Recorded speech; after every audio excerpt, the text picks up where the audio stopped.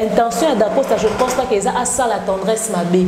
Ils ont peut-être qu'on a rééduquer, qu'on faire comprendre des réunions sur des rapports dans les réseaux sociaux que biloko bosala bakangila diffamation injure publique ceux qui boké aux avocats oye biso ke ba biloko loi et lobby boye pour na yango.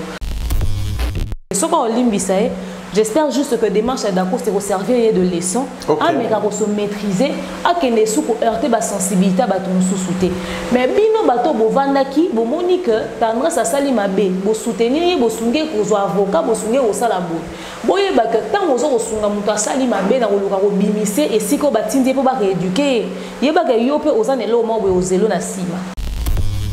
C'est injuste de vouloir incriminer tout le monde au profit d'une personne et si là, en même temps elle est aussi victime. Parce qu'on utilise son nom pour détruire les autres. Elle est dans un système, elle a la difficulté de sortir de là. T'oses faire voir Makambu. Si cela nous donne un penchant, mais moi je m'en fiche éperdument, je suis désolée. Mais on va dire les choses comme ça. Ceux qui ont poussé, mais surtout le moment 5 fois, pour comprendre que ce n'est pas sécurisant pour elle-même. Batona va servir Nani. Bafil Massi l'état la maté pour bon baloubilaray. Bafil Massi l'état la parce que c'est une très bonne actrice. Parce que ça Moussani a qualité à apporter touche naï. Tout simplement, c'est parce qu'elle fait bien son travail. Eux, ils ne sont en rien responsables du succès de Sila, toutes ces youtubeuses qui se mettent à parler en son nom. Batininga ba vidéo, ba doit senga vidéo Vincent Bokelinga. Na kamo Vincent non ton a problème. Quand on a écouté que sur Vincent Kenda, on a bien telle liste à maman livre. C'est au fur et à mesure que les vidéos sortent sur internet, on a découvert ah Gabi Pazaki. Ah il était à Kanda Kenga, on a écouté. Les mêmes noms ont été tourés au Kenda à Dubaï à Libosote. Dubaï à Liboso ba Belvin de Kenda kana ba bato. Bon maman to ba osala ba vidéo ba oloba. Ba Gabi ba oloba to zalaka te na Dubaï à Liboso to tikalaka touro ba ngonde baki. Ngonde ba wa tomboli loko. Et puis bah il a dénigré Bellevue etc etc. Bon Bellevue en gros babengana qui na kinga kat akene epete soi-disant au bino boya olo. Vous allez vous en prendre à elle pourquoi? Vous allez l'injurier pourquoi? Joue bakambo man internet. Tozo yo kato melato vandania tozo observer tozo zélé pe sa réaction et loko bon maman internet tenyon c'est pour la kebisa solo awa. Protégez-les. Mais mon temps union na bino wana et se briser tant bo panzana to vanda pour to ramakelele. Quelqu'un qui fait délibérément une vidéo sur les réseaux sociaux ça devient viral. Oazo pour informer B52 que ngano soto monani no beto et fali ozalwa témoin. C'est quel manque de respect ça sous prétexte qu'on est porte-parole de Kofi. Nous avons nanu na maison mère. Mais même maison mère avant Kotango, abanda au fin à ouira ba betaye na ba mettre à maison mère à 5 par 2 pas comme moi au sala. Mettre ninja beta. Mais oui, ba betaye ndayo senga pardon a commis mutawera. Avant comme muta Kofi na ba vie Kofi. Baba ma ekufe na mbo mopanda melaka. Yo au sali ba na musique o ebi na oli sous tétondeni mais je n'en dors fingot. Bo sala neni bozo mutabanda fingo ndo sa pona bino. Un aéroport, c'est le miroir d'un pays. Les étrangers sont en train d'arriver et ils vont trouver un type qui se dit porte-parole de Kofi, qui n'a même pas une seule phrase correcte en français dans sa bouche, qui s'est battu avec l'agent de sécurité principal de Fali. Mais quand même, hein, faites insulter le pays et faites-le bien. Hein, parce que ça n'a pas de sens, Thierry. Kofi Olomide, on a besoin de l'obéla pour la légende. Ozo rappé na kimkolo o ba jeune belé ba ko salaté opposé ko les faire. On critique pas Ferré, mais Ferré déjà comme lui-même il était convaincu qu'il va jamais faire ça, ça prouve que le rap ne lui colle pas. Bon kaka ke vie quoi dans rapper ils ont impressionné. Ba te belé bo kanisa ke za rap ne ya sika. Il a fallu qu'il poste sur son Instagram que asa beta babilo wana kala pour que dans son abetaka. Est-ce que yé moi na Yamakor soit-disant porte-parole parce qu'il contrat 3 ans. Azaki incapable de faire la vidéo ko ba que non ba ka moi vieux ninga rapper via rapa. Nani aleka ki émission pas salon na kan Kofi.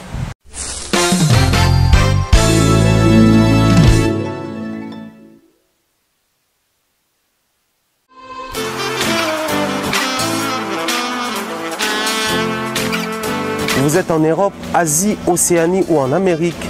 Voilà, aujourd'hui, c'est très facile d'envoyer de l'argent en Afrique. Tape Send. Tap Send, les moyens les plus faciles pour faire vos transferts en Afrique et surtout en République démocratique du Congo et la République du Congo.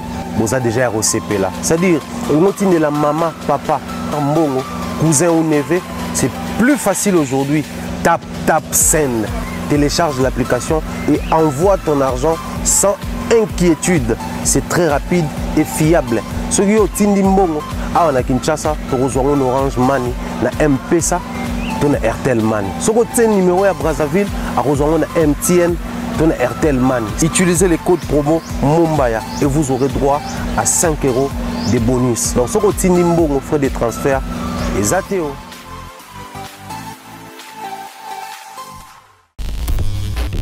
Aimables téléspectateurs, très chers internautes, bonjour, bienvenue chez nous, très heureux en tout cas de vous savoir nombreux, Bolanda Biso partout dans le monde entier, Topesi Binombote, Kimia Namabota, Mingi Penza et Sengo.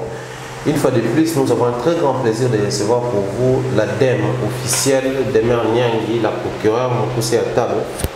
Masolo Ebele sur la table. Je ne saurais vous le dire au sommaire de l'émission, mais sachez qu'en tout cas, il y a pas mal de sujets.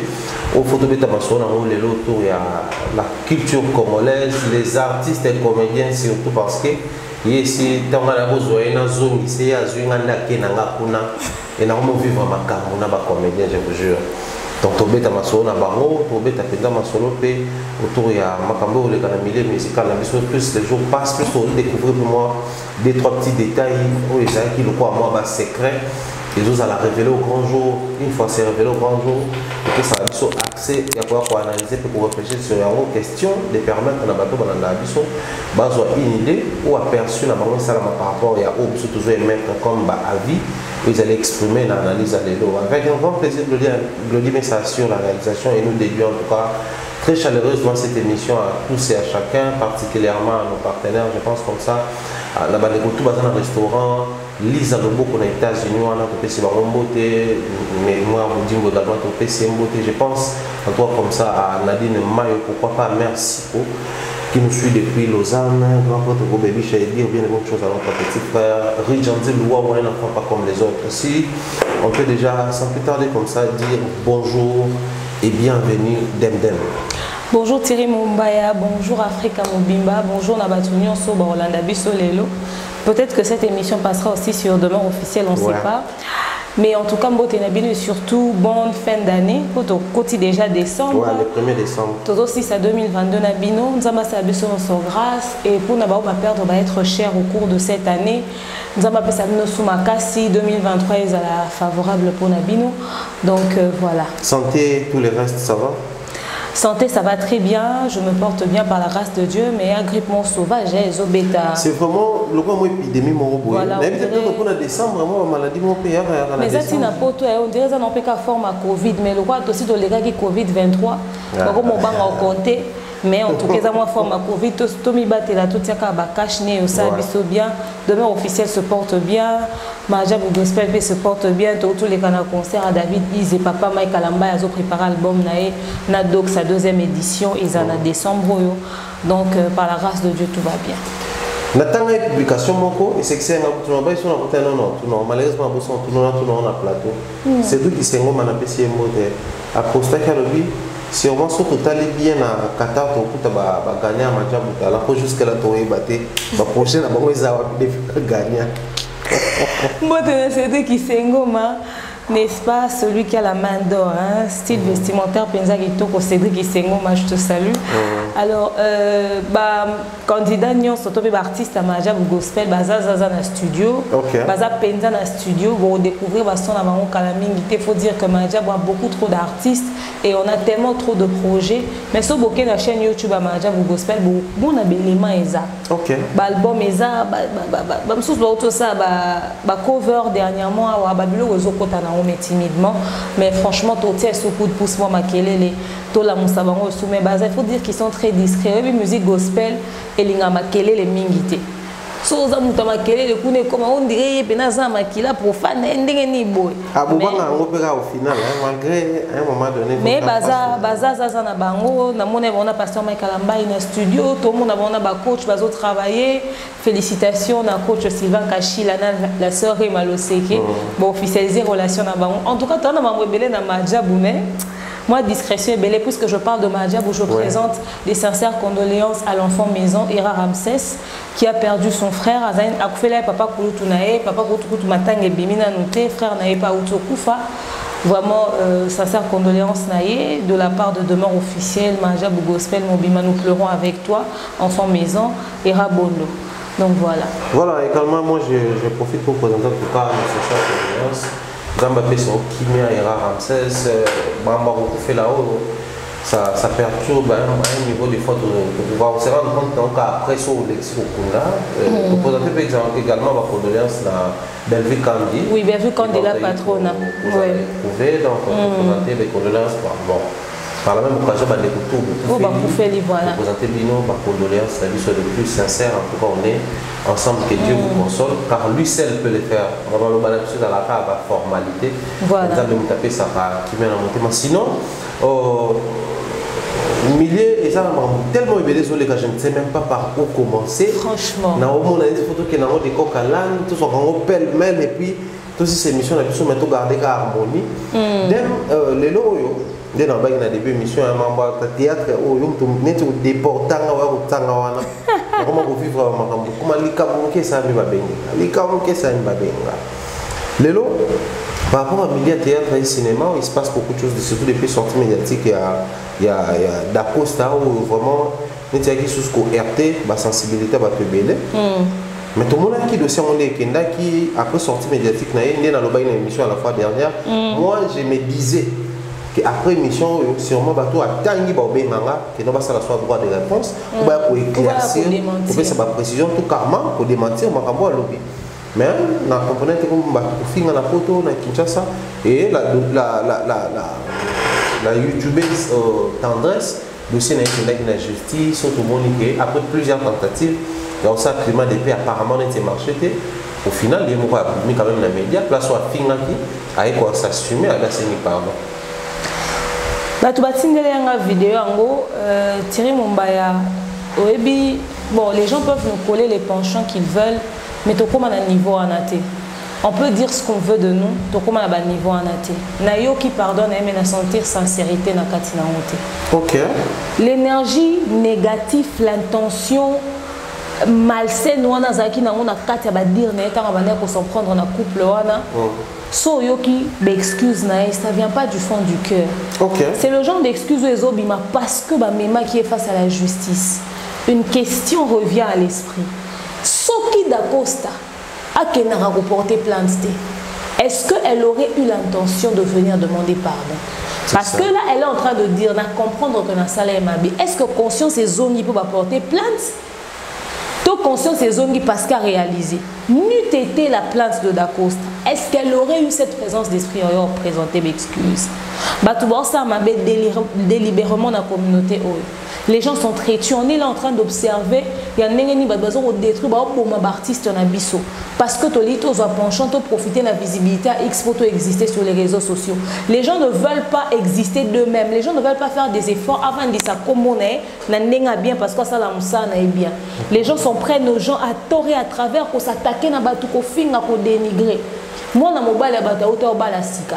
Bo tomboli internet bolobi a bengisi mututé a sa version nae. Et soit bino et c'est pelisa binoté. Il a cité des noms. Laissez ces personnes-là venir se justifier, donnez juste votre avis. Biso to pese ba vie na biso sans ma finga. Toza ba surhumain. Toza na sang rouge té. Pour na biso to kenana on a ba niveau boité. Moi, je n'ai pas excusé, ça reste personnel, c'est un avis personnel, ce n'est pas parole d'évangile. Celui à qui ça ne va pas plaire, c'est son problème, en fait, je m'en fous des avis des autres. Chacun est libre de dire ce qu'il veut sur les réseaux sociaux, apparemment. Donc, j'estime que, enfin, je n'estime pas, je suis convaincue qu'il n'y a pas de sincérité dans sa démarche. Parce que, avant de poser même un acte aussi déplacé, il faudrait réfléchir. Nous faisons tous preuve d'éducation. Tous représenter ma famille Nabiso. Et la première fois, tu as s'attaqué à Batouboui. Nga mwa finganga. Nga mwa s'attaquer na ngai na bengaka. Qu'est-ce que je dis d'ailleurs? Sa sœur a benganga. Moi, si à président Lucien Vini Malou nous a payé pour présenter des excuses pour elle. Lucien Vini a benganga pour présenter des excuses pour elle parce que nous a porté plainte. Marina là ba témoin, ba benganga na conférence na Marina là ba au demeure les amamba réseaux sociaux to bomanate atika la roya osenga pardon na réseaux sociaux parce que na commenté na niveau à commissaire réel ni plainte na ngate. Sauf qu'elles aura conscience tant s'attaquer na bateau. Pour n'y avoir présenté des excuses. Mais de la même manière qu'arrangement et ça m'a dans le secret. Quand même à faire fuiter information que on a porté plainte contre eux dans les réseaux sociaux bah s'attaquer na pour le monde qui démarche les réalité a fini kaka d'Acosta.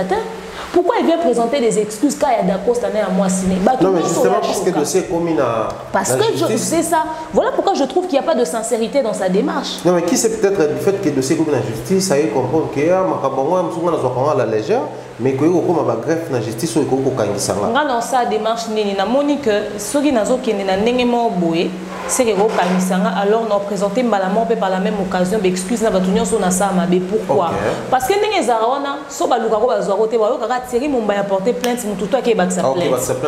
Sikoyo tangu mututo ke baksa plainte kuna yo yebi bandani ba ke baksa plainte yo présenter d'excuses Canada ko sana moi c'est parce que tu estimes que bangonde ba tout ba fundi yo bato mususu ba capable ba na sima dako. Sa démarche n'est pas sincère. Tu n'as pas à présenter des excuses qu'à un groupe de personnes. Sauf que c'est estimé qu'on se sentit choqué dans propos au téna qui n'a pas. On va tout ça gratuitement. Netinga, afinganga parce que on a repéré ça avis nanga na mamba sila. Comme il y a le bas à défendre sila. A zone comme la famille à sila alata.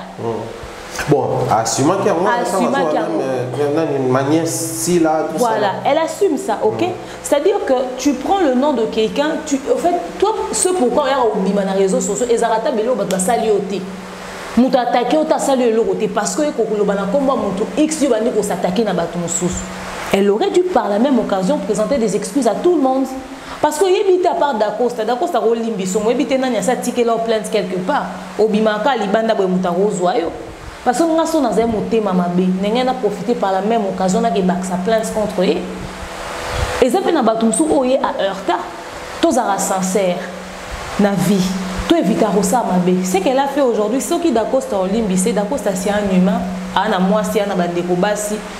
Intention d'Acosta, je pense pas qu'ils a ça la tendresse mabé. Ils ont peut-être qu'on a rééduqué. Pour faire comprendre que les réunions sont dérapées dans les réseaux sociaux que biloko bosala bakangela ngo diffamation injure publique ceux qui boké aux avocats oyebi biso ke biloko loi et lobby boye pour na yango peut-être que c'est une façon pour na ko rééduquer kara communauté ndenge zara parce que yé moko boko lo ba manquer si la respect à sali boye ceux qui boké na makambo ya lobaki sur des bases juridiques ba okangaka jamais pour ce qu'il a dit parce qu'il n'est pas venu avancer des choses sans argument sans avoir des preuves. Certainement, tant que tu as des preuves, pour ni batona ba lobité, pour ni ba bimité pour nous démentir. Biso soto solo na batna solo na bobo na solo na mutu XY. Pourquoi que ces gens-là ne sont pas passés démentir? Parce que il y a eu une partie de vérité. Ba propos ya d'Acosta jamais sur des bases juridiques ba okangela ngo mais ba propos o batu ba bimisi pour na ko s'attaquer na d'Acosta ba okangela bango yango parce que c'est condamnable par la loi. Je ne pense pas que d'Acosta voulait nuire à tendresse et c'est une façon de rééduquer. Ce qu'on limbisae, j'espère juste que démarche d'Acosta va servir de leçon à mais qu'on se maîtriser à que les sous heurter ba sensibilité ba ton sous-souté. Mais bino bato bovandaki bo monique tendresse à salima be bo soutenir bo sungé ko avocat bo sungé au salabo. Boye ba que tant ozo ko sunga muto salima be na ko luka ko bimise et siko batindi po ba rééduquer. Yeba ga yope ozanelo mo bo ozelo na sima. Il faudrait pas soutenir des gens qui font mal aux autres parce que ils ont un ngambu na bino. Quand ça va dans le sens inverse, vous n'appréciez pas non plus. Donc voilà. Dans la même histoire, en dehors, il y a ma réaction, mais moi je pense que c'est vrai. Mais on a réfléchi autour d'une histoire. C'est vrai, les noms ont été cités dans l'émission d'Acosta. Ensuite, on a essayé de réfléchir sur Batongo, Kantel ou Kantel.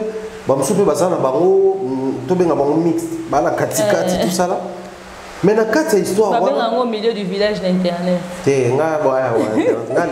milieu du village. En fait, Mais on a visuellement circulé, si bateau tout bazaki quelques bateaux bazaki cité, bazo poster genre balinga ba kabola bino na mams balinga ba kabola biso, mais ba kokate tout ça. On a comme l'impression les gens n'ont pas voulu avoir la précision, c'est-à-dire situer la makambo.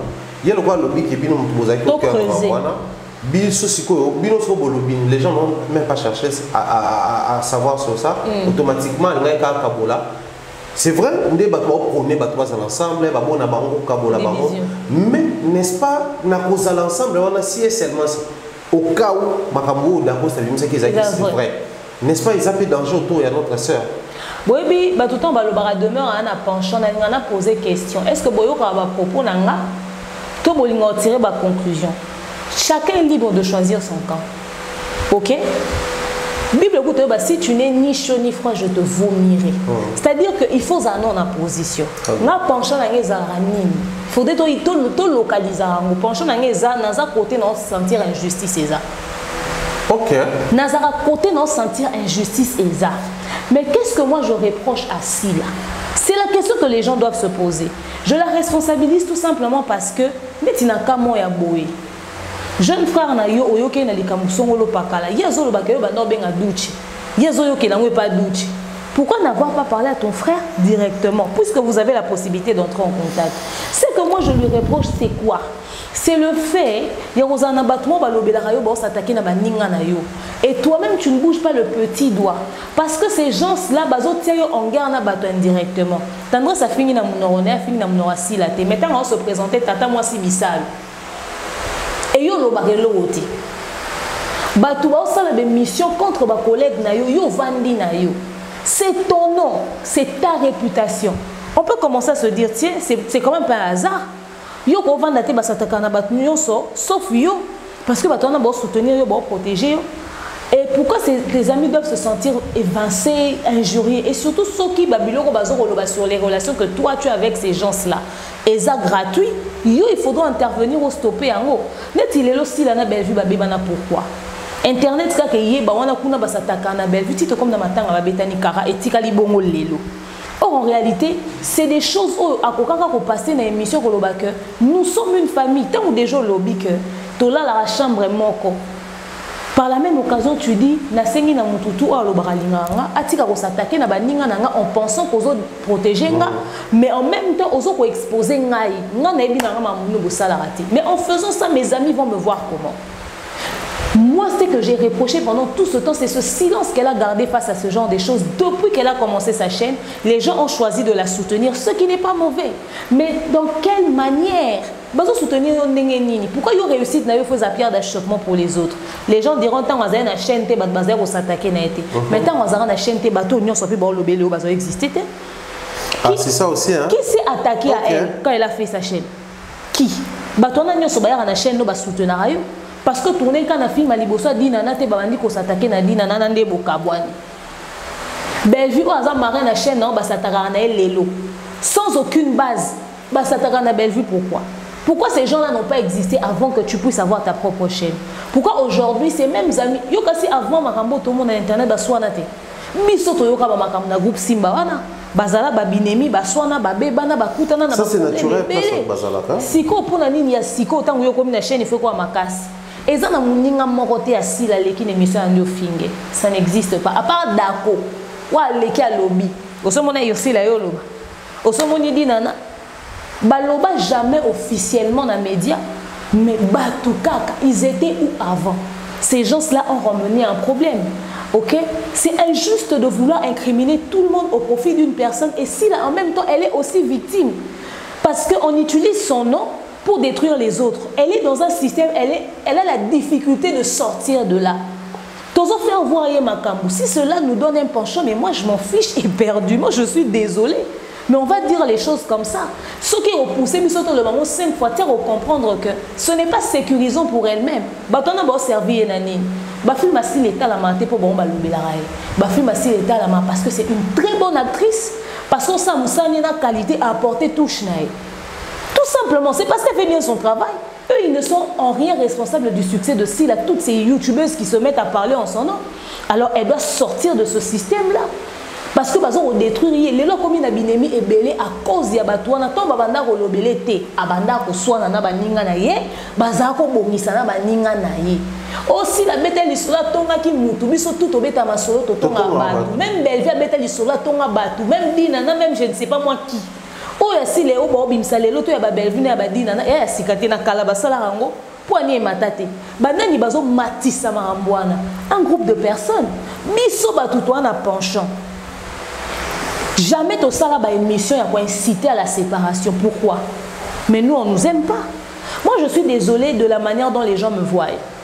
J'assume chaque mot que je dis. Du moment où je les argumente et je justifie mes propos et c'est sans injure. Si koyo question tuninga tout à l'heure lelo oyo na makambo oyo se zoro leka. Si nous devons avoir un regard ou encore une interprétation par rapport à tout ceci, moi je pense que les comédiens à un moment donné, il faut pas se remettre en question na attitude na bango, la relation bazana on a battu, les personnes envers qui bazoro communiquer. Ils sont eux-mêmes à un moment donné responsables de certaines choses. OK. Il y a un tozo comme à niveau ou tozo comme à lelo.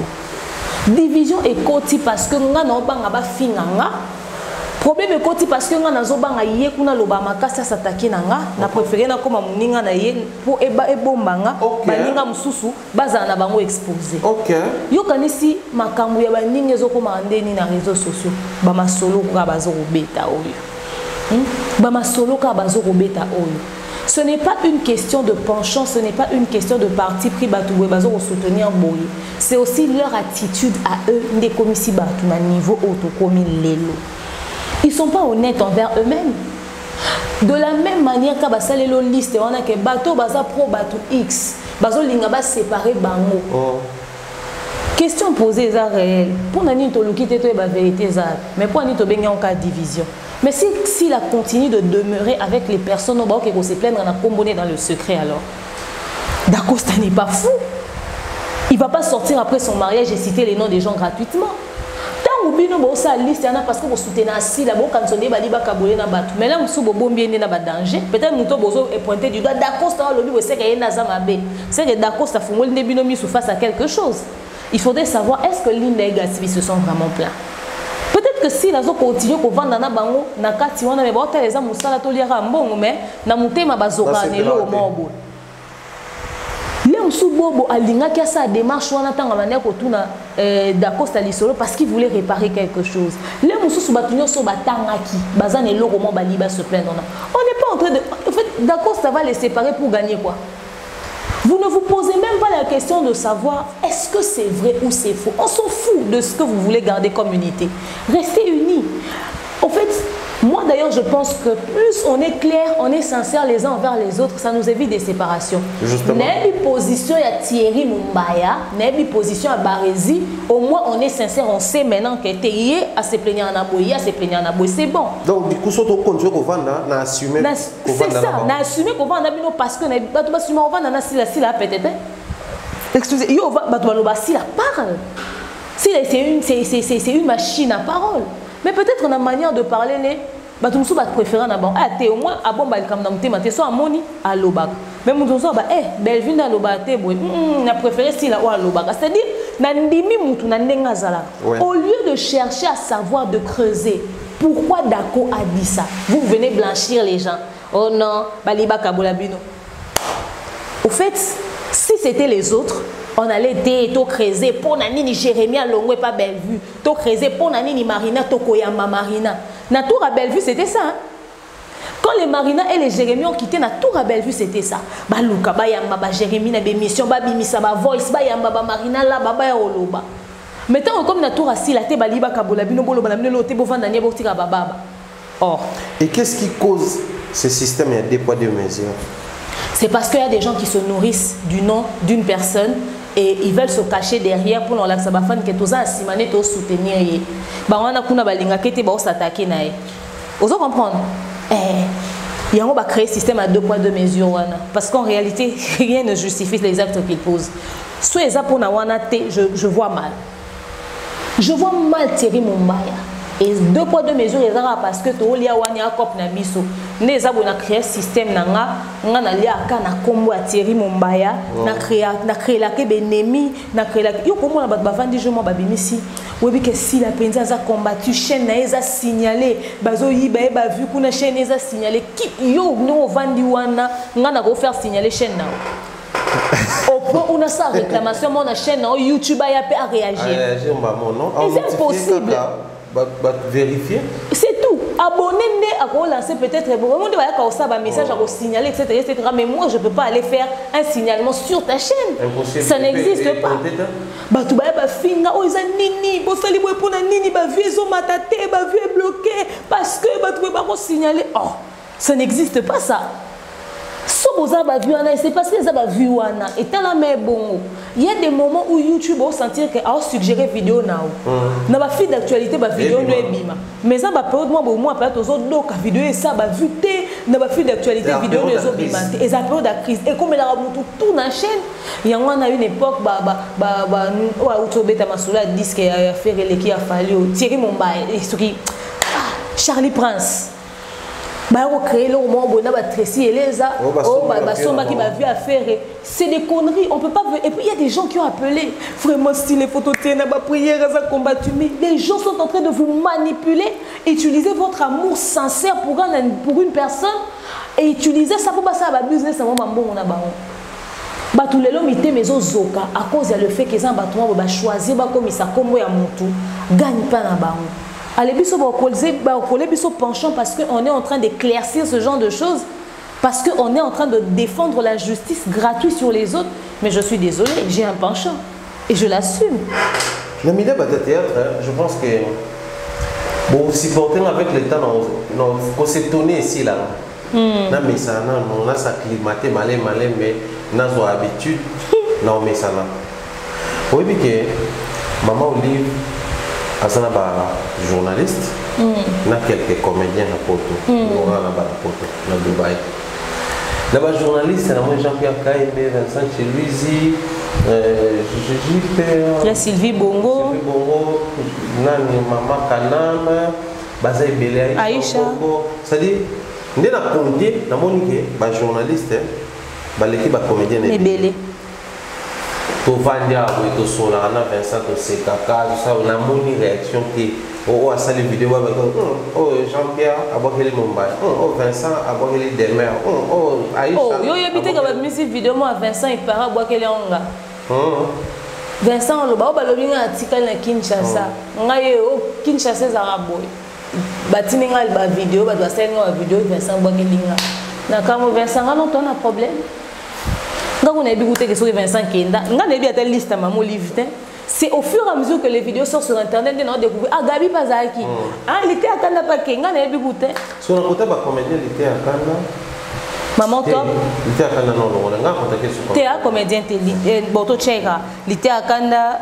Prisca Kanouchi puis maman top il y a Gabi si la Bissal 5 ans à 5 bangwana journaliste l'équipe en termes de rapprochement maman il va rapprocher ma casse dans ma comédien que ma journaliste biso dans aucun ça le problème tout ça mais il y a un comédien tout mouvement un comédien maintenant là les gens sont indexés en l'occurrence Bellevue Babetier Louz Babenganie Yangwana lelo ba vérité limi qui est mtazali mutu mabe yemta bandeko panza batu et ça dit que ba poni bato yo se rendre compte que bien, on a problème. Et ça se dit partout, émission, c'est-à-dire, et il y a un pourquoi un petit voyage à Dubaï, il faut te préciser, maman livre déjà Kendana ba comédien à Dubaï. Et ça va te mêler, puis si vous faites un problème, parce qu'il y a même te mêler pour l'année, tout le monde a un cas, il va te le va chuker, va kendaka, alors que bon. Moi je beaucoup peut-être on a succès pour les kabachuke bakenda raté que pour la ligne il y a tout et puis tout retombe sur un même profil une même personne Bellevue n'est-ce pas nous sommes arrivés à un niveau photo qui se passe quelque chose oui il se passe quelque chose nous sommes arrivés à un niveau où nous devons comprendre maintenant l'acharnement se passe à quel niveau et bazo s'attaquer na banane qui sont réellement les victimes dans cette communauté parce que ce qui était normalement cause un sujet d'acharnement. Ce qui est un problème, qui n'a été. Pourquoi on va se moquer d'elle? Pourquoi on va parler? Pourquoi? Parce que déjà avant Ebima que babengana ki kuna, est-ce qu'on a qui n'a qu'à citer. Et la vérité est au couronné le plus important. Quoi qui était. Bon. Na ligne to ça la honnêteté intellectuelle, tous on a ma vidéo, il y a voyage à liboso ba comédien ba kena. Bon confirmer biso. Ce qui les mêmes noms au eke touro et kena na Dubaï à liboso. Je ne pense pas. Les mêmes noms au touro ba kena à Dubaï à liboso te. Dubaï à liboso ba belvinde ba kena na ba tout. Bon maman to ba ça la vidéo ba lo ba. Ba gabi ba lo ba to zala ka te na Dubaï à liboso to tikala ka touro ba ngonde ba ki. Oui, puis on a en tout cas parenthèse rapidement. Moi, dans un cas, on a lave. Est-ce qu'il y a quelque chose? On a Gino là.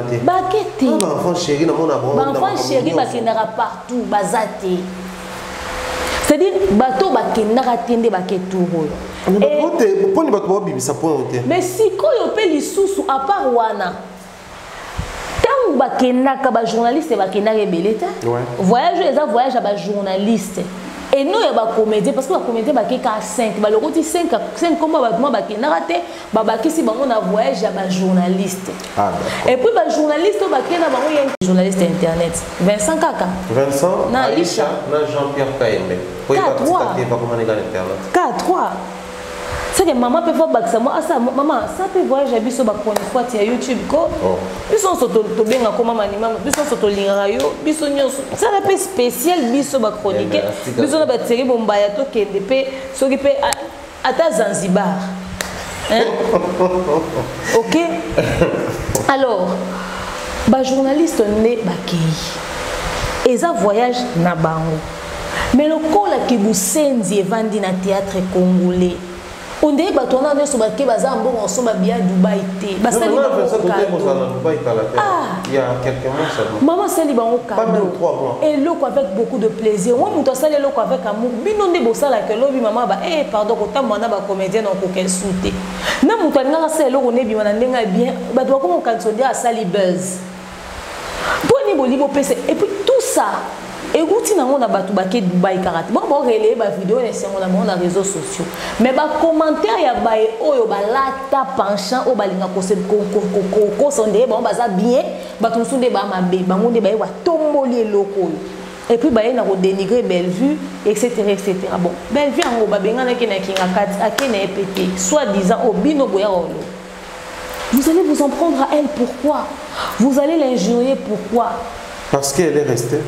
Bon, au fait, au moins vous êtes satisfait.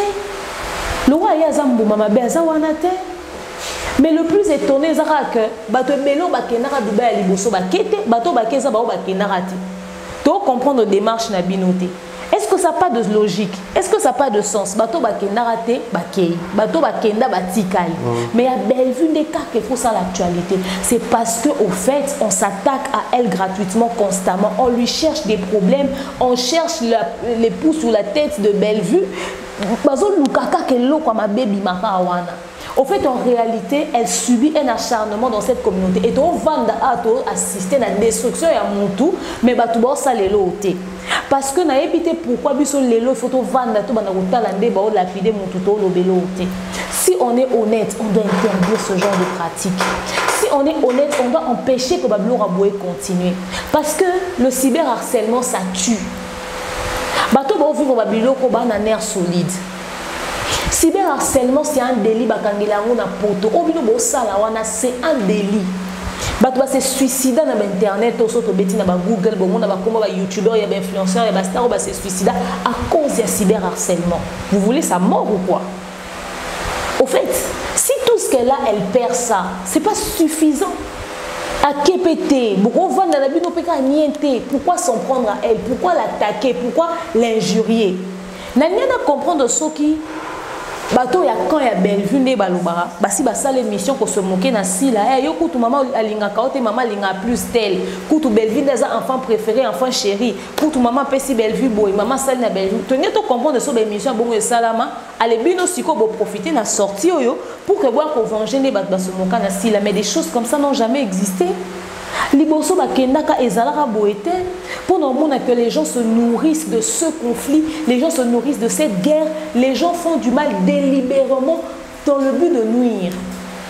Mais non toyebit bato bazara ko soutenir fallait awate to souka na ba voix c'est coloquer dans réseaux sociaux té bato ba finga ba wera awate bangonde ba finga ba kofi awate lelo ba tiki ba musicien ba ke pas ba comédien soki ba comédien boteya mina bana oyo té botu na ba musicien les vidéos sont là ba finga ba wera ba finga ba kofi bato ba influence pour les cabines na milieu yo ba finga ba fali ba bimisa ba biloko na réseaux sociaux boko imaginer té soki bino ba comédien bo kebi na ba noté toza kaka mais tout a une fin. À un moment donné ceci va s'arrêter. Mais sachez que pendant que vous étiez en train de jubiler, les gens qui sont restés sur Kinshasa ne sont pas morts. Batikali bazo évoluer, Belgique tourner ba film nae, Orsa Moussala nae. Maman Olive fait ce qu'elle veut de son argent. Elle voyage avec qui elle veut, elle soutient qui elle veut. Heureusement que, en tout cas, je le souhaite que votre démarche est influencée négativement pour ça aider. Parce que nous aussi ça nous pose ça au sunga. Ce qu'il faudrait que bien on ça na batu et comme un sujet de moquerie pour na ba misusu, elle risquerait même de prendre du recul. Mais pour éviter ce qu'elle fait pour na ba comédien impact ni positif aux arrangements na ba vie na ba. Voilà, c'était très important. Je crois que Makambo, plus les temps vont passer, plus l'hormone est clair. Toujours espérer pour souhaiter, bah comprendre, on peut permettre. Mais eza na batu o bavandi na sewana, eza na batu o yo bazoko joue Makambo na internet.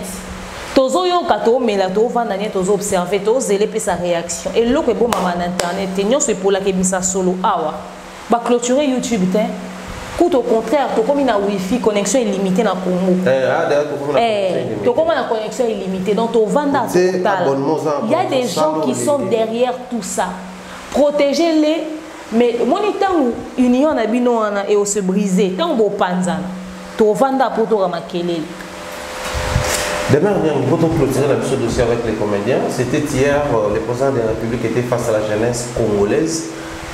Tel qu'est prévu par la Constitution, normalement il faisait une fois l'an. Malheureusement, ça l'a maté, mais hier c'était pour une première, quand même à Salango. Depuis l'époque de Mobutu, lui au moins, il prenait le temps pour respecter cette loi. Il est pas côté on a vu différentes catégories, il fallait qu'il y ait un secteur, bien que sur le terrain, comme on a une certaine politisation, il y a Makambo, mais on a une vidéo virale, comme on tout ça, maman, Balio Sombo, maman Linga, bon, vieux Fredin Balio Sombo, Bakalet, Tukebana, Omar Kabongo, Aïda, Kapila, c'est moi, moi, fourchette, moi, comédien, Baza pour se plaindre.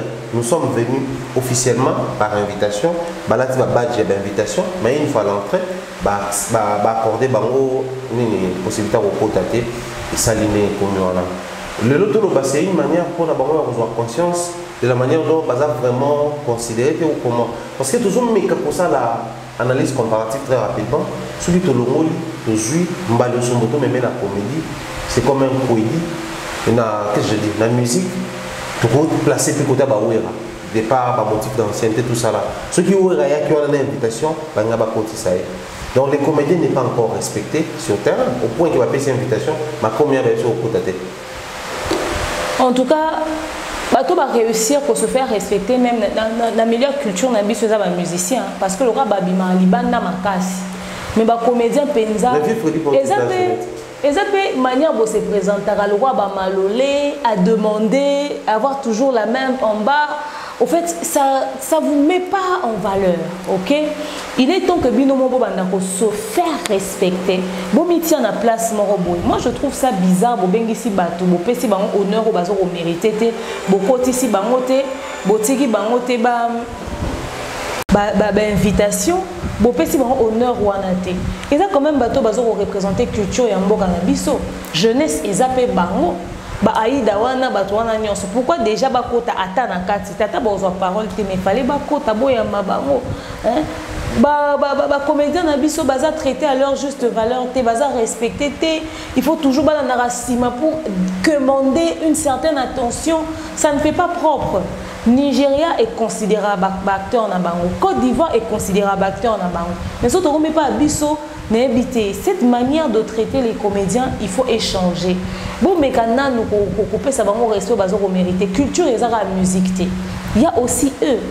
OK, et babimara des fois OK ça ba spectacle de part et d'autre babimara même pas na ba passeport il y a artiste.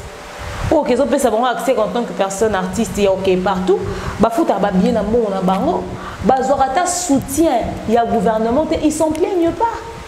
Alors limite pour rendre bango ascenseur à terre respect quand ils sont sur le sol congolais. Ceux qui a bo ça la bango boy c'est que ceux qui comédien moi a eu problème libanais mboka ambassade à Congo réagir et ça pour nous comment on a que comédien moi boisu problème libana mboka et c'est ambassadeur qui intervenir c'est que ambassade pene ko vendre ko loban ezana nani bo sunga biso penza côté wana bo sunga biso bo pesa bango respect na considération au bazo mériter et vous les comédiens avoir le bordel qui est sur les réseaux sociaux concernant vos vies vos histoires votre manière d'être il y a un peu vous faire participer il y a makambo et ça que ba mon abino peka boye bon mais pour imposer respect pour changer dans l'attitude d'Ambino surtout l'image que vous dégagez publiquement c'est important mais sinon moi je suis contre ce manque de considération là je parle en tant qu'actrice aussi parce que ceux qui bino bout batala bino mingi bozo ba bilio wane bo biso ba o voilà donc je crois que bah comédien bah on va appeler les devants on les beau multiplier les missions pour des fois le que non oh copie celui qui peut doublé bah doublé pour aura les devants beaucoup plus pour la makambo makambo ya osalela ba marche yango makambo osela ba mission yango un déco qui appelle les autres doublés parce qu'il veut soutenir ses frères on s'en fout. OK biloko osela ba nombreuses émissions yango et bon réclamer le respect qu'on vous doit en fait. Nous sommes sur la toile, tout le monde a marqué sur les eaux les canards et puis tout le monde c'était hier vidéo PK qui est circulé, tout le monde est 50 places au BTT, mais bien si ceux qui aiment BTaki, mais tout le monde quand même les qu'on a vu sur Dieu, n'y a encore comment est-ce que à quoi Dieu merci je crois. Donc tout comment Dieu merci des comportements n'est moi. À quoi il va qu'il a ambulance, va au cabaret réanimer maintenant, à zopé manaé, à zolo va réanimer quand même. Les autres, c'est qui ça au final? Mais à un moment donné, on se demande comment la jungle et comment on va kofi et comment on va bunda. Et choqué puis battre mon sousou et c'est pédicipé battre mon sousou. Bizarre. Danger abi. B52 faut avoir une maîtrise. Maman les gars, maîtrise. C'est des mondes au final, hein, Mambolé Kanangwa, Bafingi, Banele, ça nous ramène à Mambada Costa pour n'apporter plainte, va se plaindre, côté Babeti, va se plaindre, il y a un film à tout ça déjà, il y a un bon tout la date. Diaspora congolaise, bon, mon résultat, Marambo Bino Bolinga qui toko maboy. Pendant ce temps, Boana Banda, on a na poto Bobeta Kayo. Bino bo réagir quand on a commentaire. Je responsabilise la diaspora congolaise parce que tant que manque de respect ça la on débat commentaire aucun est bien. Bobanda motongo wana biso internet ya cher na Kinshasa. Bango so bazu possibilité ça ba vidéo na belenga Congo. Bino kuna na potone bo commentaire bo soutenir. Garçon oyo nazo kama comme on est Dieu merci. Ba para bota ba komba opesa bana. Abanda makambo okalanya makor. Est-ce que si vous avez bonne mémoire, vous vous souvenez que l'équipe a fallu et quand ce jeune garçon au Yakota Makala ça sur combien de temps au famille comment yo senga pardon a comment fallu président Falaza président Nangai etc yo senga pardon abanango kala et ça première fois mais avant que tout B52 a bêta il faudrait d'abord se demander qu'est-ce qu'il a fait. Quelqu'un qui fait délibérément une vidéo sur les réseaux sociaux ça devient viral. Pour informer B52 que nous sommes en béto et fallu aux droits témoins. C'est quel manque de respect ça, sous prétexte qu'on est porte-parole de Kofi. Il y a un concert à Wenge, il y a un liboso, il y a un sac qui a bilou ya wera. O lekinga liboso za hina na maison mère. Mais même maison mère avant kotango, abanda au fin à wera ba. Betaye na ba mettre à maison mère à 5 par 2 pas comme moi au salle. Mettre ninja beta. Mais oui, ba betaye. Ndayo senga pardon a commis mutawera. Avant comme muta kofi na ba vie kofi. Babarama ekufela mbo mopayanda melaka yango osali bane na musique oyebi na oli sous tétondeni mais je n'ando fingoti bosala neni bozo mutabanda finga ndo sapo na bino collection te malama te ezelo mususu na milieu ya musique ezoko banjora aya démarrer koto loba komi kuna pas le kuna même les putes ont un minimum de respect, même les prostituées se respectent. C'est quoi cette légèreté dans le milieu? Il y a un mot qui est musique, world music, mais comportement local. Maman va porter parole ici là. Bah Kim Sabadadjou va porter parole te. Oh ils ont amené. Mouto fingi autant aux années où il revient Kofi Olomide. Ayo ça l'émission va signer un contrat 3 ans pour notre travail pour naïo. Et loko nini ye niamako robisana munokone oteka Kofi Olomide. A porte-parole à communiquer sur nini. À l'époque, tozaki na besoin ba Blanchard Moussaka, ba Roger Ngandou, ba Sankara de Kunta, ba Kisinjora wana ezaki important pour internet ezete. Il fallait qu'on passe l'information. Il fallait qu'on les kanaba karibou variété fa oloba lelo.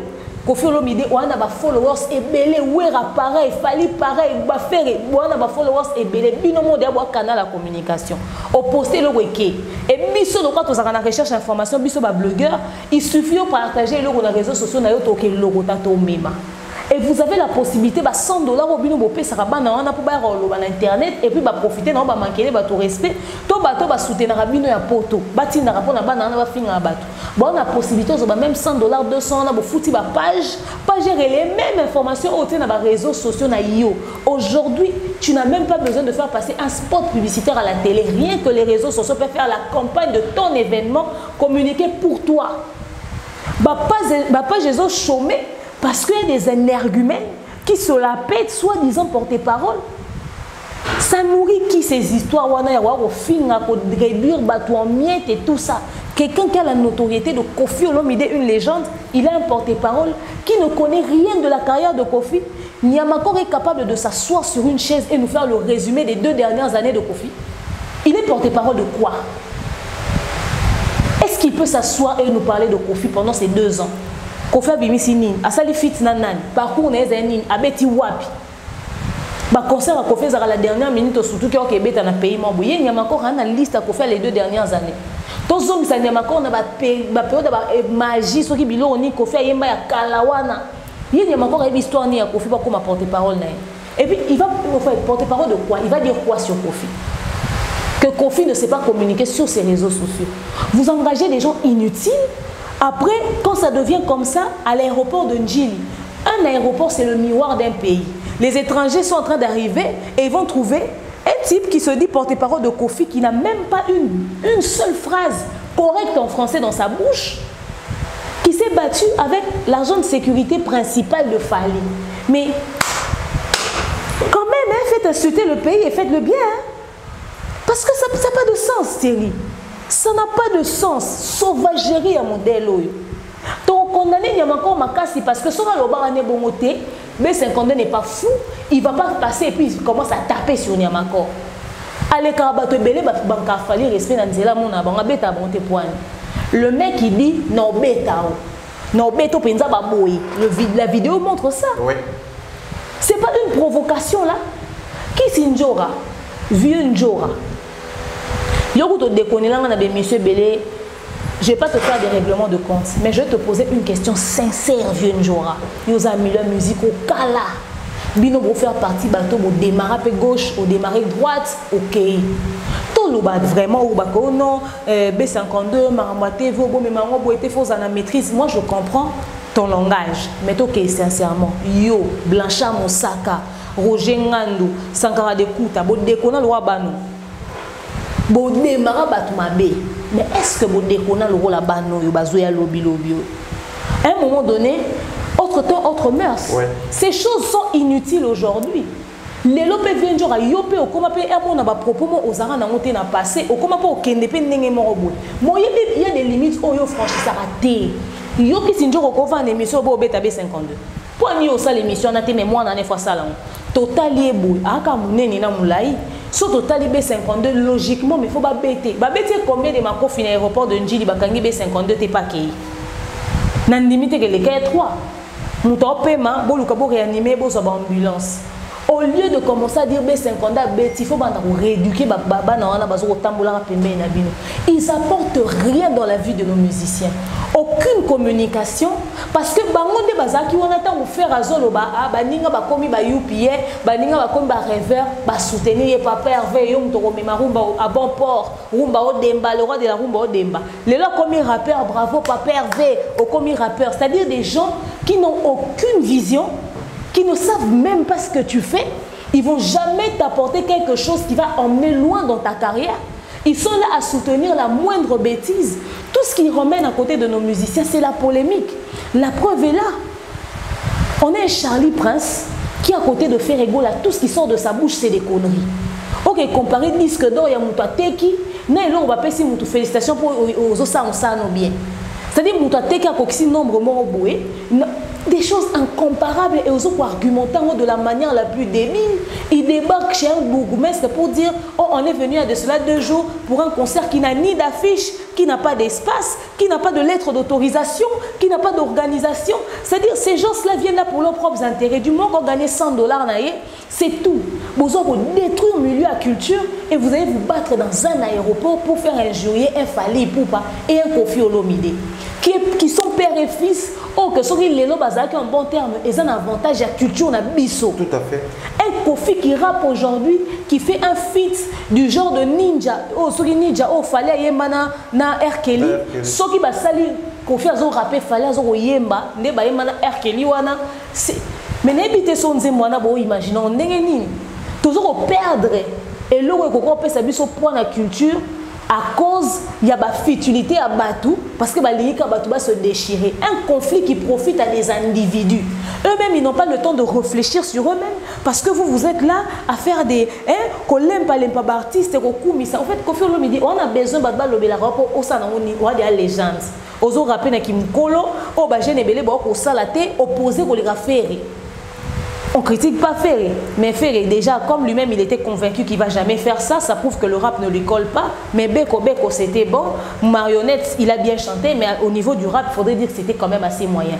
Mais Kofi, tu as rappé, il a soutenu et vendu. Vous avez besoin de tout sauter Kili parce que la preuve, Thierry Mombaya, Norobak ce minute. Glody, va inviter tout Banga. Ah, Glody, on peut dire qu'il Kofi, imagine qu'il fait un rap où ils ont aucun sabat. Dans minute où ils ont un solo. Pendant qu'il a quel âge? Ah, Kofi tend vers la.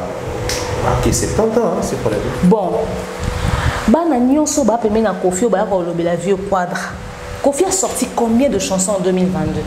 Est-ce que Bayebi Kayembe na Tiwa Savage? Tiwa Ebimaki. Est-ce que Bayebi Kayembe voilà na Charlotte Dipanda? Yebi Sanga. Est-ce que Basala na Nino? Basala communication manzemboana.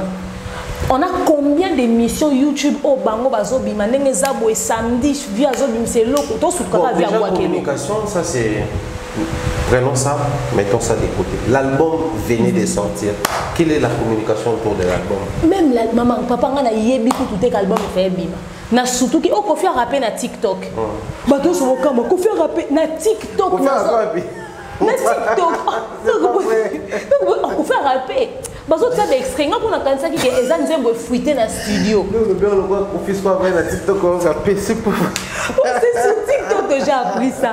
Mon cher, si on va porter parole, il y a Nini, ceux qui vont préparer sortie album. Faire égale raison à Kinshasa, on peut dire ce qu'on veut. Bah, c'est mobilisant. Makele les internet. Faire raison, bah, l'ingé Nini, qu'il fallait tant raison que ça makele les mises photo les cas. Au moins, à part les injures qu'il y a eu autour, mais avouons que c'est quand même une meilleure façon de montrer qu'on soutient son artiste.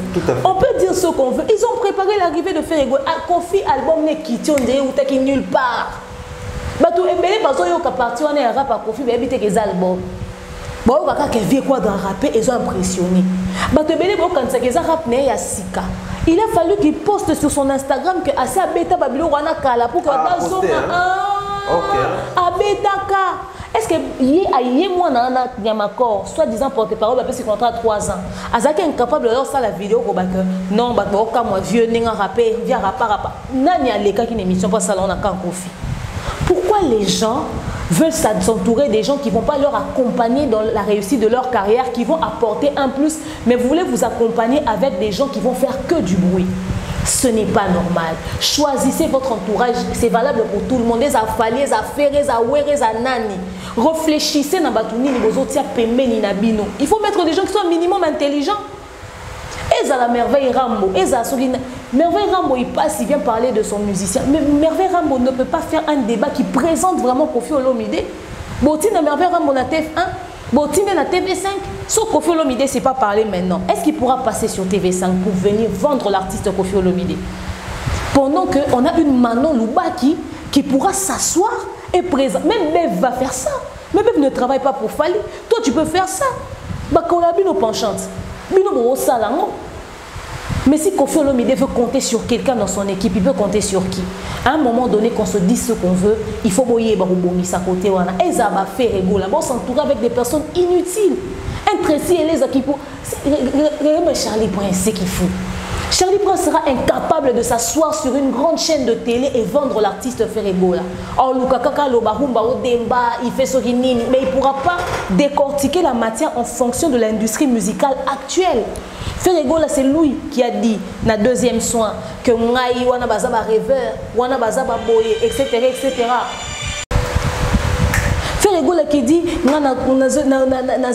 c'est lui qui va mener la rumba à bon port, qui va faire ceci, qui va faire cela. À côté de la distraction, aujourd'hui, il vient très tard dans un monde devenu trop vieux.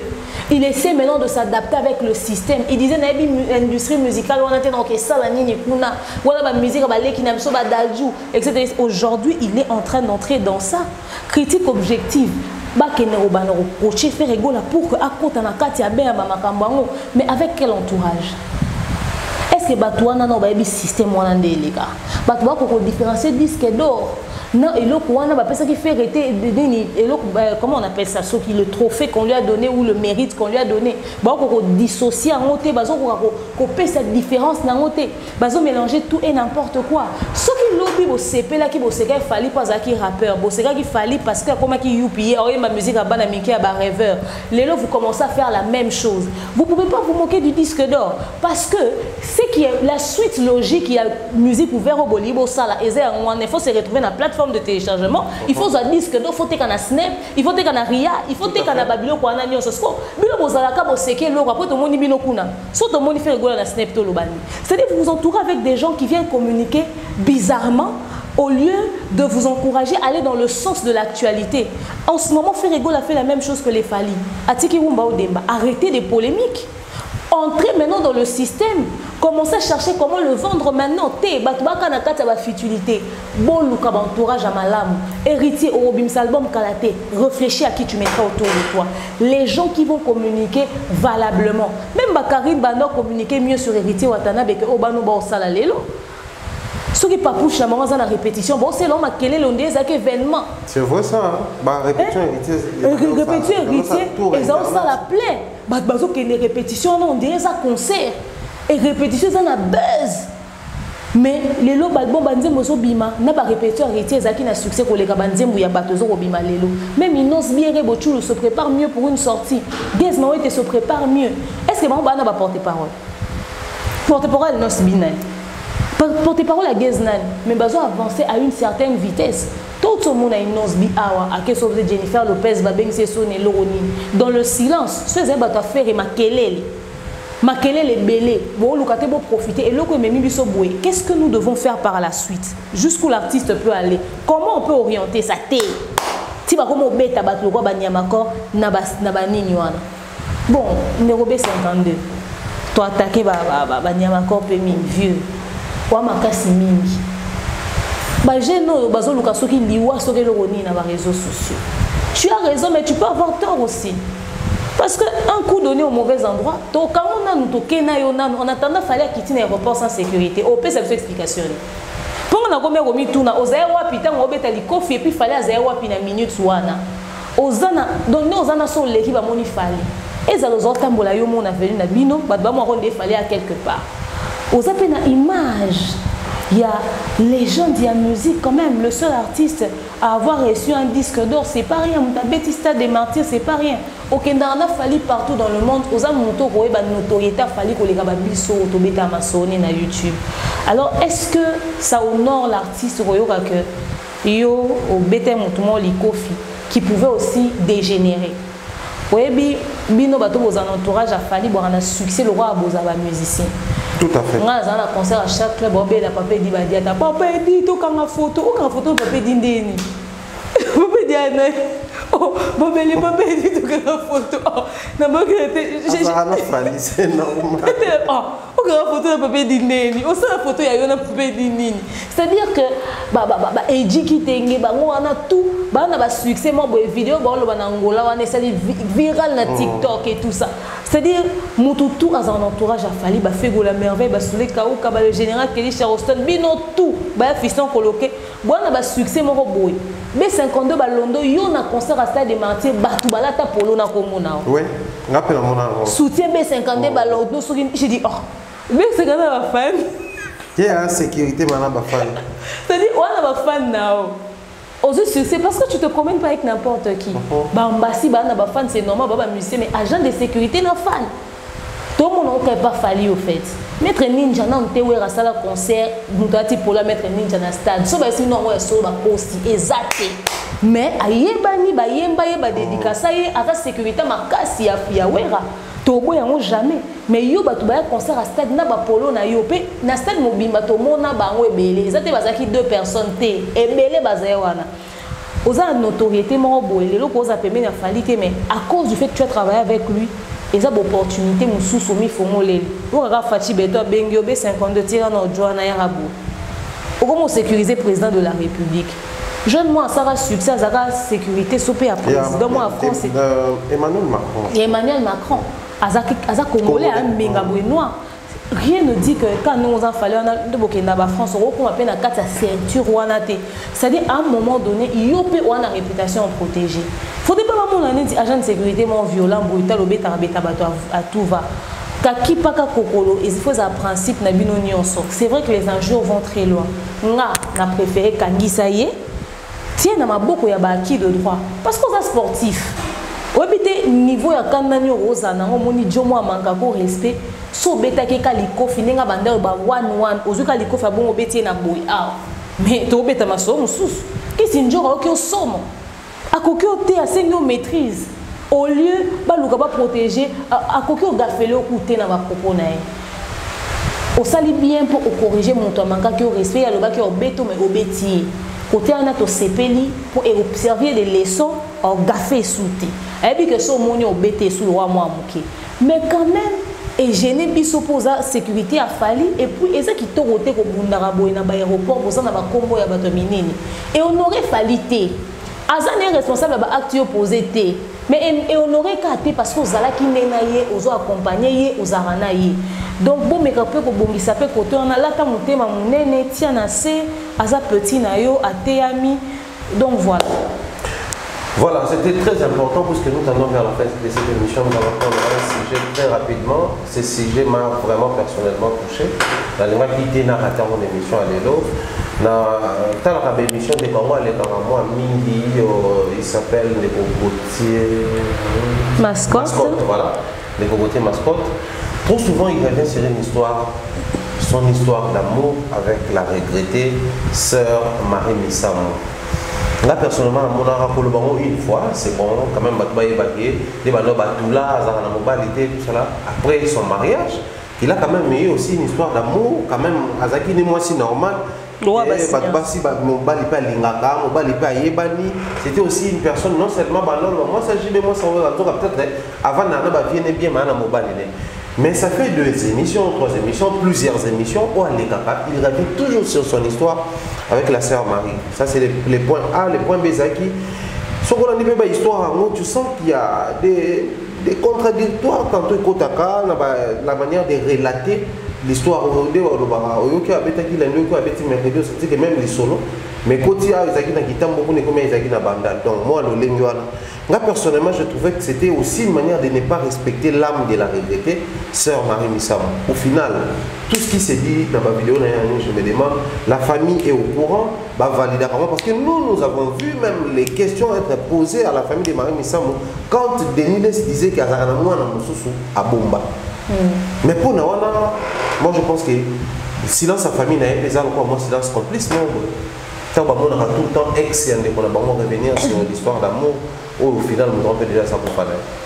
Moi il y a une émission sur Yango et j'ai eu le retour il y a famille à sœur Marie excusez Babengenga finalement ils en ont marre ils ont décidé de se prononcer mais Tozo Zela quand Barobima officiellement mais d'après leur version des faits notre très cher Gauthier Mascotte a raconté beaucoup de choses qui sont fausses. Déjà, que ce que je peux dire, qu'il n'a jamais eu de relation avec la sœur Marie. Sérieusement? Oui. Et pourtant, ma témoin va aller. Selon c'est dire, attends à abattre. Ou bah une relation alors. On a une relation Thierry mon bateau na barési mais forcément ba proche na nga ba ebité. Alors, puisque bateau peut parmi bateau ba bengenga moko Aza Mouto a censé qu'on yeba avec qui Marie Missam est. C'est impossible, les gars yébaté. Bah détail moussou n'en peut ça sinon les gens sauront de qui il s'agit. Bah qui est calculé était. Tous les là, tant qu'on se prononcer. Mais sur les vieux Gauthier Mascotte a dit qu'il y a des choses qui n'étaient pas ça. Il faudrait démentir avant famille et Bima.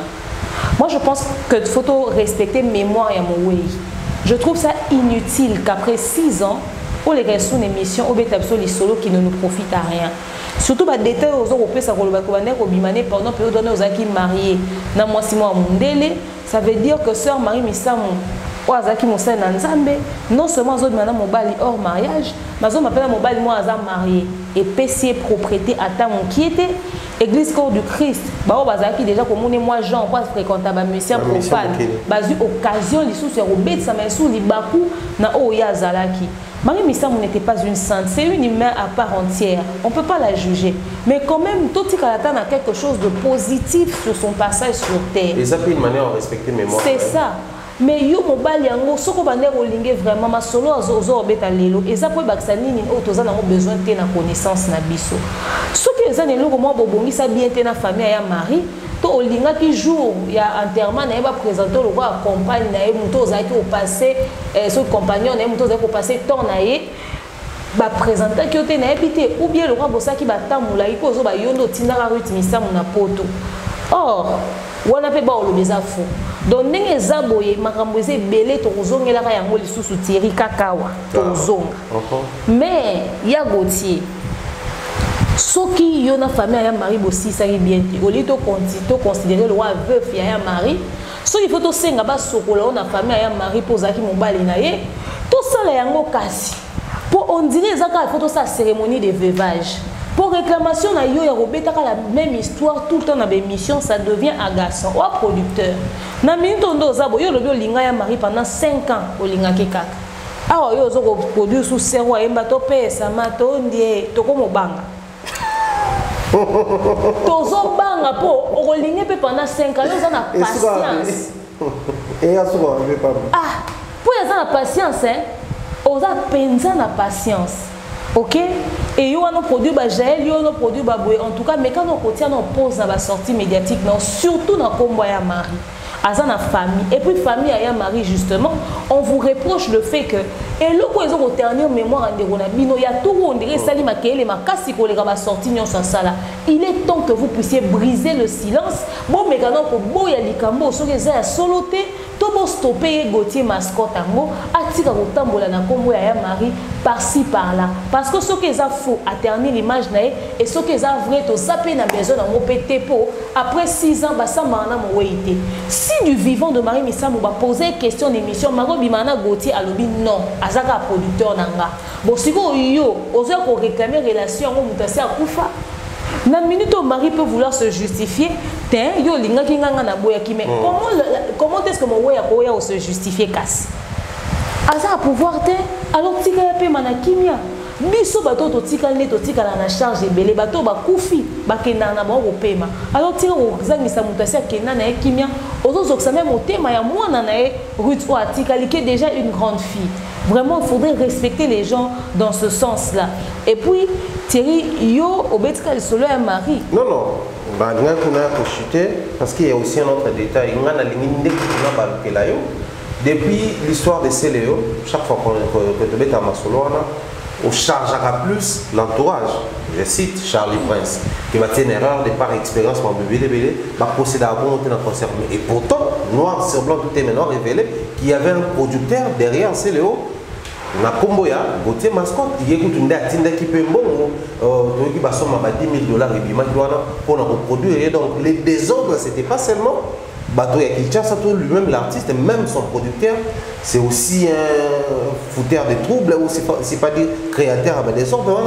D'après les explications de Gauthier Mascotte, il dit que Batounier, Yozo Loboza Fali, c'est ton frère.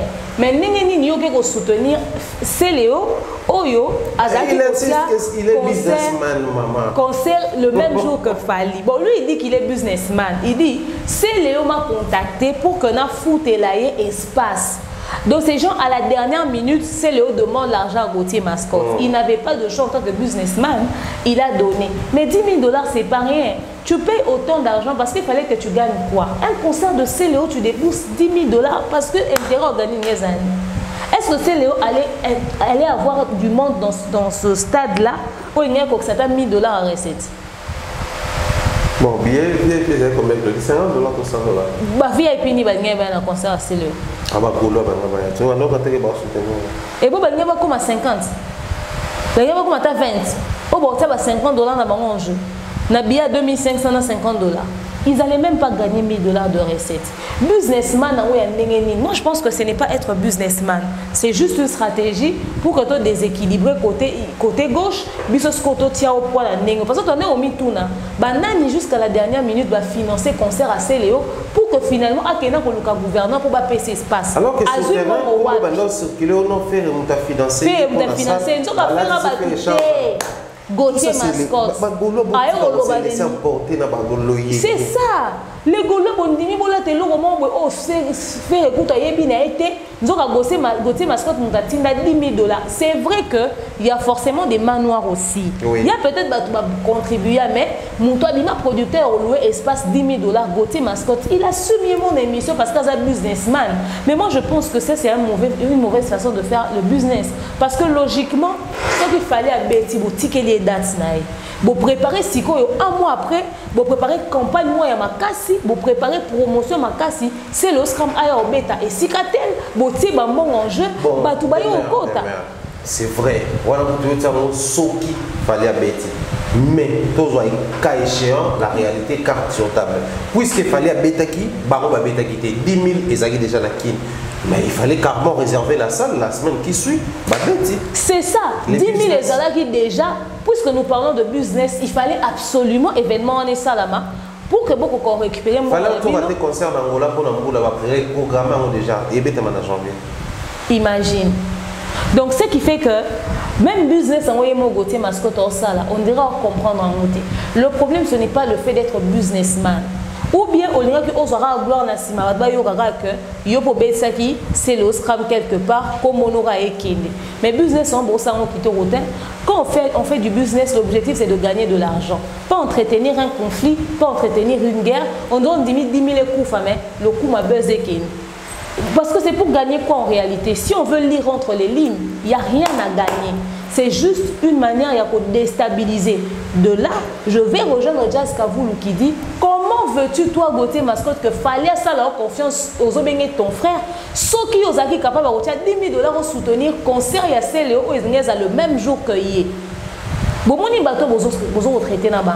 Oh, mon frère, na mon oncle. Mais en réalité, il était capable de mettre son argent en jeu pour en fait créer un boycott ou encore pour nous contrecarrer le moment où on câble la public. Parce que le concert a fallu, même les Gaulois étaient là. Même les Je suis c'est le Osram étaient là. Tout, en fait, 120 000 personnes dans le stade des Martyrs, on pouvait qu'avoir tout le monde. Au monde, Gauthier Mascotte, on a invité au banda au produit Kofi, au banda au produit Tebele, mais business, il y a au Luka, au Tiabaninga bâton dans les roues, il y a un résultat. Mais après, Bozaki n'a pas projeté. Au fait, bon profiter de la notoriété. On a poids à concert à Fali pour que vous ayez moins visibilité. Parce que si vous êtes en train de compter sur le succès de Céléo, le fait qu'il y ait capable de bêta, vous avez un concert, on a même après Fali. Juste que vous ne pouvez pas Fali, on a la preuve est là. Concert ici, la boutique là, on a programmé concert, on a vous êtes sous l'isolo, c'est sûr qu'on récupérera 10 000 balles. Céléo a zonga la cœur des jambes, au fait. Voilà. Pour boucler la boucle. Si quelqu'un était capable de sortir 10 000 $ pour une histoire sans rendement, sans bénéfice, donc on peut se permettre à l'instant de se dire que non, ceux-là qui prétendaient, ou l'information qui circulait comme quoi un groupe de gens s'achètent des billets pour empêcher, Batubane pour douter que gagner ni soit mais ça va bon, on va 10 000 $, 5 000 $, mais vous avez le nombre de billets. Donc les lots est commis, c'est vrai. Oui, et c'est possible. Quand on disait aux gens qu'il y a des gens qui ont acheté les billets pour offrir, non, dimaté. Dans le milieu où les gens sont capables de faire ça, la preuve est là, Gauthier Mascotte. C'est faisable, c'est possible. Merci beaucoup. Merci Thierry Mombaya pour l'émission Oyo. Il fallait vraiment que nous puissions aborder ce sujet, mais l'industrie musicale, il faut changer. Il faut pas apporter quelque chose de nouveau. Il faut pas maintenant on a ghetto, il faut pas la polémique. Il faut pas comme ça musique, il y a business. Au moins à niveau Kiss Daniel Zao qui est on a eu na TikTok. Avant bimisa nzembo ça non communication ma casse TikTok. Nzembo comme yé na version audio ezobeta de partout comme za clip si on a nzala ya clip.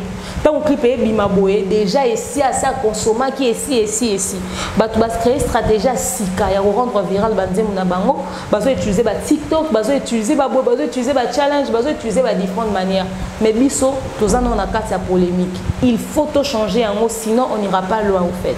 L'industrie musicale à Congo est stagné quand il n'y a pas bateau bazo mon loin public ba fan bino boza pe responsable à mambo belé. Tant boire comme on a ba commentaire ou on a pour encourager bateau bazo ça makamna ndenge mambo. Les gens prennent ça au sérieux et se disent communauté absolument oy. Or botala badaju bo mon ande ba fonctionner botala ba gims botala ba étranger. To linga musique na biso ekene na niveau wana. C'est pareil avec les comédiens. C'est vraiment pareil avec les comédiens. Donc voilà. Bon, bisopi ba chroniqueur, tout le capito s'améliorer pour te bêta maté. Thierry Moutsa tu es par malhonnêteté. Parce que ce que tu dis est tellement vrai que l'humain ne supporte pas la vérité au fait. L'humain n'aime pas qu'on puisse démasquer ou encore qu'on bimisa moi côté wana oh il a failli. Biso so ba beti biso ezara parce que nous t'a supporté n'est qu'à sincérité té alika moto vérité bisina mona. Mais ça n'a jamais parce que nous avons dérapé. Nos propos sont attaqués dans la justice, la base juridique ba okangela ngote. Au monde.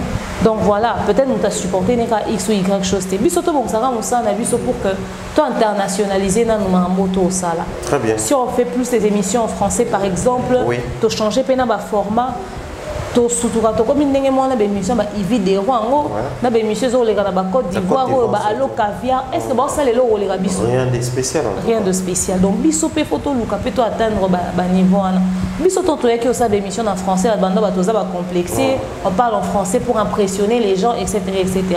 Or déjà au départ tu comprenais qu'il faut atteindre la communauté mususu to stagner quand la communauté donc voilà si la musique sort du ghetto on doit suivre ça. Si on veut que le cinéma et que Netflix, biso pe photo bana oluka to bima. Toi na talk show te na mboka na biso o ya succès. Muta uti li banda ye. Il faut les émissions parce que c'est la plus grande émission. Mais Côte d'Ivoire soit étranger, il y a combien de grandes émissions? Les lots commis plus de 3 émissions déjà bah comme on a 5 6. OK, baza be émission belé. Pourquoi pas biso pe to sablo bon aux États-Unis, bana combien de talk show? Na France, ba émission mineneza. Donc, nous sommes très quand on a politique. Ah, putain. Nous sommes arrivés à la fin. Merci pour la disponibilité. Et je pense que dès lors, il faut faire des petits coucou à qui. Déjà, demain, c'est l'anniversaire de Papa Paul Fikipo, FBT Missalande. FBT Missalande. Papa Paul Fikipo, joyeux anniversaire à vous, papa. Continuez d'accompagner et de soutenir la jeunesse. Montez ma maman Nathalie Fikipo. Joyeux anniversaire à vous et bonne fin d'année à tout le monde. Tout à l'heure, salutations à Bellevue Kondila Patrona, à maman Mariam Bondo et à papa Roy Bondo. Salutations à Tata Popo la Closette. Salutations à monsieur Aristote Nzouzi. Salutations à mon manager, le King Akam Boss, Mobutu le Maréchal. Papa Michael Kalamba et nous attendons impatiemment la deuxième édition de Doxa, mais surtout la sortie de l'album Tozo Zelayango Penza bras ouverts. Pour dire papa Mike Nenga Zayana Coulis wana Dieu m'a imposé le silence on enza balobele et belé pour album photo yo kango et au bénir pena peuple de Dieu makasi mboti na batu tout au balingara biso ba demeure officielle maman Maliane Divini Kali, salutations à toi et puis à ceux qui aiment demeure officielle Winners, je vous aime aussi. Na moi c'est attiré mon bas fait tout PC tout ça on botte m'inviter. Voilà, merci Demdem, merci à tous et à chacun. Me veut les meilleurs à Irène Liouma qui nous suit depuis Australie. Des gros bisous à toi, à maman, à toute la famille. Nous vous aimons en tout cas beaucoup. Je dirais également bien de bonnes choses à toute la team. Je pense à Mister O, Papa Nanon Lucas. Nous veut le meilleur. Joyeux anniversaire à notre bébé. Estrella Andrea, Lingio Mingi, dire bien de bonnes choses comme ça. Mister Beka, Patrick Bawama. Salutations à tous et à chacun. Grand merci à Claudie Messa. Grand merci à tous les partenaires qui sont éparpillés dans le monde entier. Je pense comme ça à Tatieri, Bernard Chamala, pourquoi pas dire bien de bonnes choses comme ça. Lisa Loboko et à Mémoire Boudim. Portez-vous bien en tout cas. La même bonne heure, on se retrouve très prochainement. Mais ces dossiers, tout continue, on a des mêmes la prochaine émission. On continue, le sujet est belle. Bye bye. Bye bye.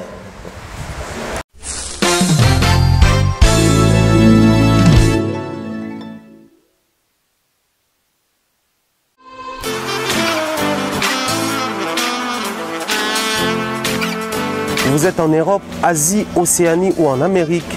Voilà, aujourd'hui, c'est très facile d'envoyer de l'argent en Afrique. Tap Send. Tap Send, les moyens les plus faciles pour faire vos transferts en Afrique.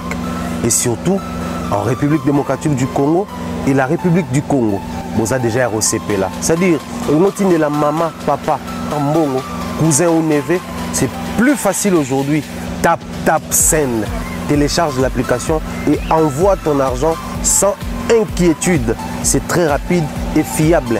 Ceux qui ont Tindi Mbongo, on a Kinshasa, on Orange Money, na M-Pesa, on a Airtel Money. Ceux qui ont numéro à Brazzaville, on a MTN, on a Airtel Money. Utilisez les codes promo Mumbaya et vous aurez droit à 5 € de bonus. Donc ceux qui ont Tindi Mbongo, frais de transfert, les ATO.